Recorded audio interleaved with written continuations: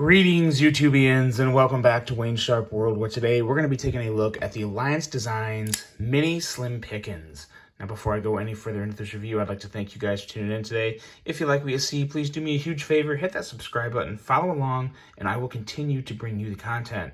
Now, let's take a look at some overall specs on this knife right here. We have an overall length of 7 inches, with the blade length coming in at 2.75 inches and a cutting edge at 2.65 inches.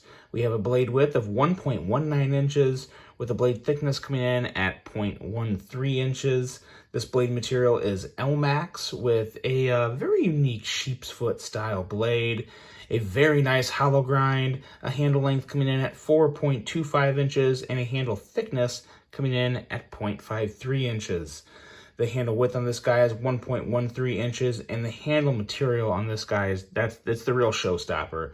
We have black and titanium and snakeskin carbon fiber. I believe this is from fat carbon, and we'll talk a little more about that when we get to the handle and ergos. We have a locking mechanism of a button lock, and it's up there to rival the best of them, let me tell you. Now, the user on this guy is a right-hand tip-up carry with a weight coming in at 3.6 ounces and a price of $420. Anytime you see something on a handle, guys, that is copper snakeskin carbon fiber, you can pretty much just expect it to be expensive. That's kind of the rule of thumb that I've come across. Maybe not $420 expensive, but definitely 100% $300 plus, maybe $325 plus. This is just not cheap material. It can be tricky to work with. So yeah, and it's not exactly everywhere for purchase. It's more of a specialty material. So don't ever expect to get this stuff for a deal, but I understand why. Put it that way. Let's take a look at some size comparisons and see just what type of knife we're working with here, because this is not a very big knife, guys. We'll put it here next to the Para 3, as well as the Urban EDC F5.5. And in terms of length, the F5.5 is really the best comparison I have for it. And I guess I can't really say ergos are the same, but the blade performance between the F5.5 and the Mini Slim Pickins is pretty close to their, I would say they're neck and neck. Now we have one more group of size comparisons, and this one isn't necessarily for size. This one is more for the deployment feature. Got my two favorite button locks here, the ProTech Malibu, which everyone knows is just absolutely fantastic. And then I also have the Spyderco Smock, and I know a lot of people are going to say, well, it's a compression lock. And it is, but there's a button you push to activate the compression lock. So it is close enough to a button lock for me. So we're going to throw it up there mainly just for length comparisons. As you can see, it's a lot longer than the Mini Slim Pickins. But the action is what I really want to hit on with the ProTech Malibu. We'll wait till we get to the action, I guess. But you will probably be seeing the Malibu back when we get into the action of this video. But we're not there yet. Let's talk about the blade. Very unique, somewhat chunky sheep's foot, but also a very slicey edge with an edge reading coming in at 15 thousandths and a very, very nice hollow grind to back it up. Not gonna be, this knife has a lot, or this blade has a lot of life in it in terms of a nice thin edge, because that hollow grind goes up really high before it starts to get thick. So really, really love the grind on this knife. You also have a very thin and slicey tip. As you can see, if it wasn't so wide, I'd call it dainty, but you have it has so much width, it's going to make for some decent strength for a tip that is normally this thin. So I do like that a whole lot. On the other end of the blade is some very, very nice jimping that, sometimes with a knife like this, I think people just expect the jimping to just kind of be there for looks. This is absolutely functional jimping, and it looks and feels fantastic, as well as the sharpening choil down here. I really appreciate this sharpening choil. Very well thought out, very useful, and will keep a life on this edge for a long, long time to come. As for the thumb studs on this blade, they're not stock. You cannot get this knife new with thumb studs. I want to point that out. I got this from my buddy Dilo. It was part of his package he sent me to check out. So, yeah, you just can't get them with thumb studs. So I just want to throw it out there just so people aren't looking around trying to find it. But they should come with thumb studs. We will put it that way. Flipper tab is... I'm kind of torn on the flipper tab. It's very nice and minimal. So it's not no pocket pecker, nothing like that. Pretty much it's almost like it's not even really there. But it makes some challenges for deployment sometimes. You just have to get it down. We'll talk more about that when we get to the action. Going into handle and ergos, though, the ergos are very different on this knife than most knives, but they still work just fine. I thought for sure this area up here was going to be kind of a train wreck because I kind of want to put my finger up in this choil, but I just don't have to.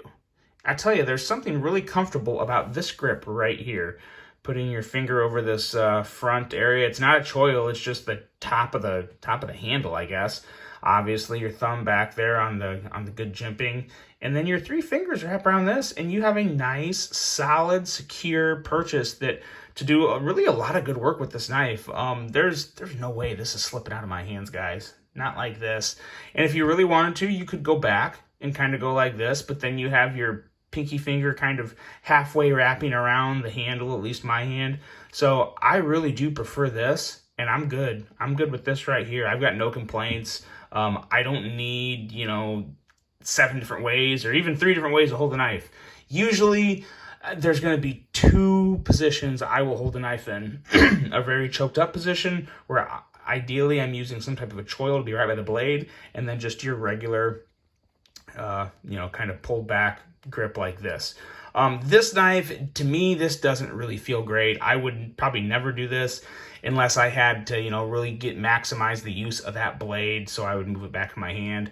But this right here, this is it for me. This is it, and it feels pretty darn good. I think they did a great job of keeping the button away from your fingers when you're holding this. If you take a look, you really can. I mean, there's no way my index finger's pushing that button.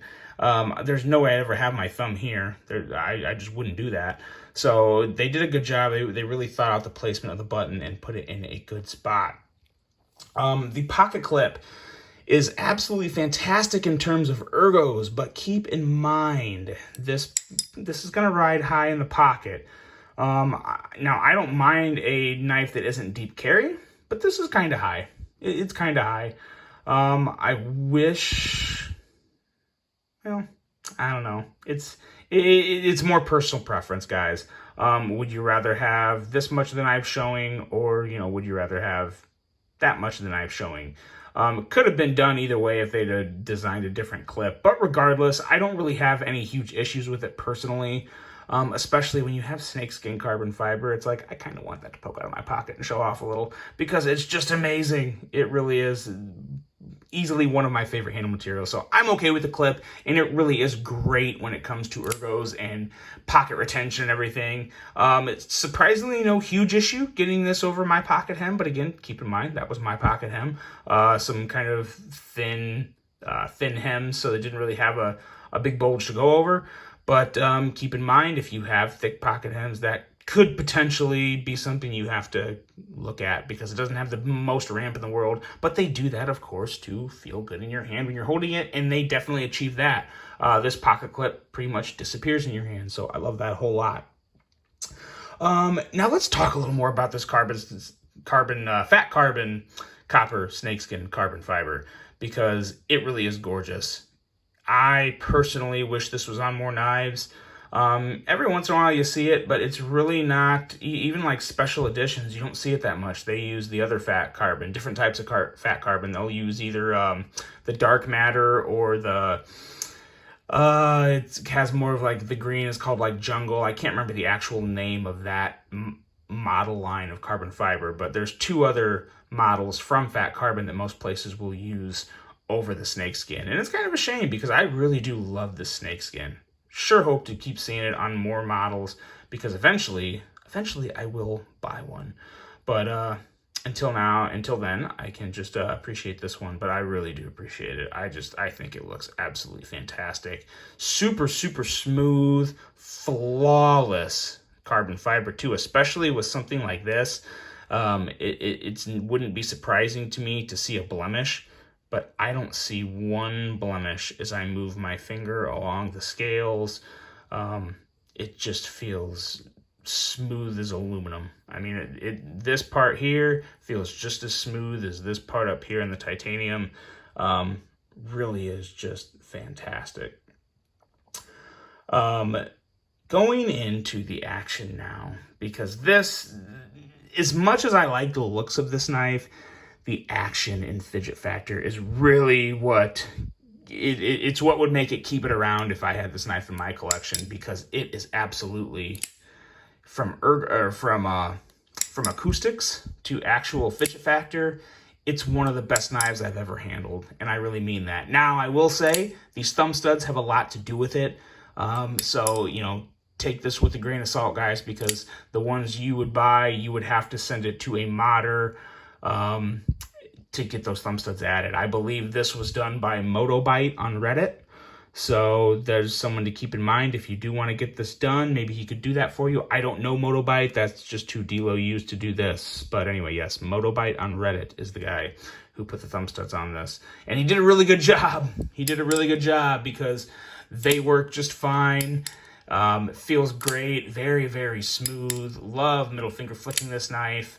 And because of that nice minimal flipper, you don't have any chance of it, you know, moving out and kind of hitting your hand like some bigger flippers would. But there is one issue with this flipper. It's almost too minimal. Almost. It's not too minimal, but it's just a hair from being that. And what I mean by that is you guys can light switch this all day. All day you can light switch it. Now, this is not a knife you can push button. It's, well, I mean, I kind of did that. I didn't really, like, it requires too much of a down angle to even consider it really a push. Definitely more of a light switch, 100%. But it's so good. It's so good. You just have to make sure, I have botched it sometimes, or you'll put your finger like right on top and just kind of push down like this and kind of do one of those numbers. So it's possible to botch it, but I will say once you get it down, it's kind of crazy how well it works.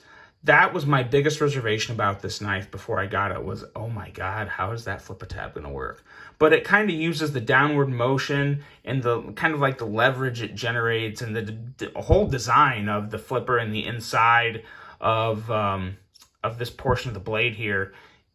It just works in a really great unison, and it is just fantastic. I mean, there's nothing else. Yeah, there's really nothing else I can say about that. It's so good in terms of drop shuttiness and fidget factor, especially with these thumb studs, is it gives the ProTech Malibu a real serious run for its money. Now, I will say, when it comes to just flipping action, the Malibu does easily beat it because I like the flipper tab on the Malibu a lot more, and the action is just as good. The action is not better than the Slim Pickins, but these two are literally on the exact same level in terms of flipper action with a button lock, and it's fantastic. The only thing that really helps bring this Mini Slim Pickins on the level of the Malibu is because this doesn't have that super crisp detent that the ProTech Malibu has. But what it does have is that unique action generated by the flipper tab. So even though it doesn't have that real crisp detent, you still get a really good, almost snappy action. And the acoustics, so good. So good.